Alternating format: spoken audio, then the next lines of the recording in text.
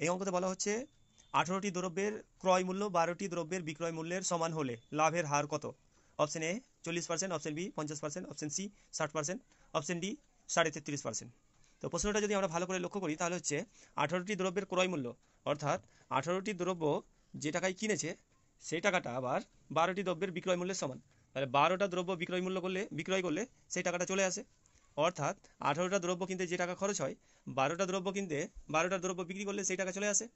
তাহলে আমরা এটা লিখতে পারি যে 12টি দ্রব্যতে লাভ হচ্ছে 18টা কিনেছিল, তা 12টা বিক্রি করলে সেটা চলে আসছে সেই সমান টাকা। তাহলে 12টার মধ্যে তাহলে লাভ থেকে যাচ্ছে কটা? 6টা লাভ থেকে যাচ্ছে।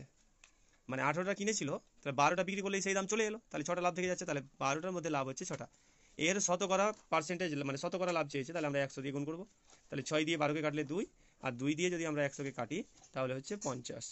তাহলে এখানে উত্তর হলো 50%। তাহলে শতকরা লাভ হচ্ছে 50%।